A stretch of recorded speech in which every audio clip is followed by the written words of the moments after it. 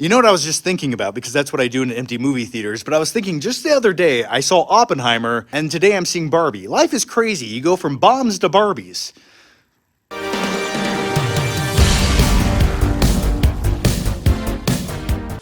Welcome to my Mojo Dojo, guys, and by that I mean the movie theater. I hope I get this review out before I get kicked out. Anyway, I just saw the Barbie movie, starring Margot Robbie and Ryan Gosling, and after watching this, I could not imagine any other two actors in these roles playing these plastic figures that I never played with as a kid in the bathtub with my cousin. No, I did not. I was playing with G.I. Joes and Ninja Turtles. Okay, sometimes I play with Barbies. Don't judge me. I know this was the Barbie movie, but my favorite thing about it was Ken.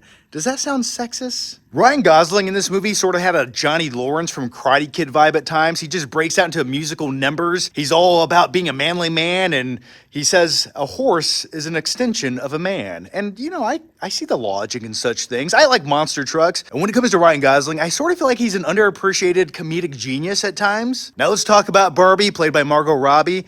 I don't know who else would be a better Barbie for a live-action Barbie movie other than Margot Robbie. Been a fan of hers since Wolf of Wall Street. So yeah, I mean, she plays a good Barbie. Here's my motto. This is a Barbie movie.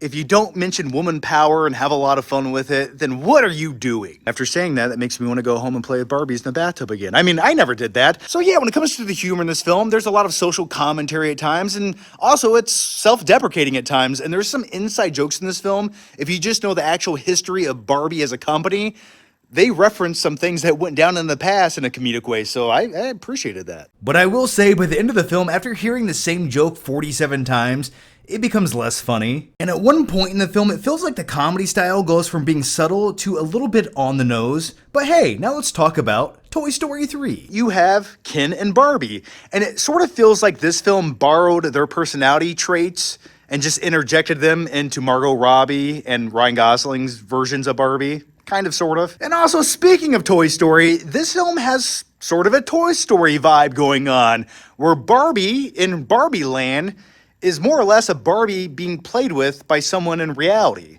So if you're a sad, depressed, middle-aged mother, then that Barbie becomes sad and depressed in Barbie Land. I know, it's getting crazy, isn't it? But that's truly what happens in the film. As far as the visual style of this film goes, it's very bright and vivid, and when you get to Barbie Land, everything looks like a big, giant Mattel toy. So I appreciated those details. Would I recommend the Barbie movie? I think it's a mildly entertaining enough comedy film that you could watch on Netflix one rainy day. For me personally, would I rewatch it again?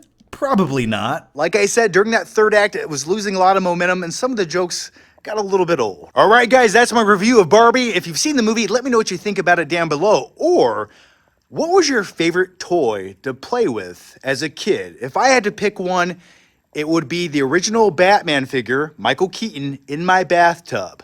Oh God, take me back to the glory days. You want to get nuts? Let's get nuts.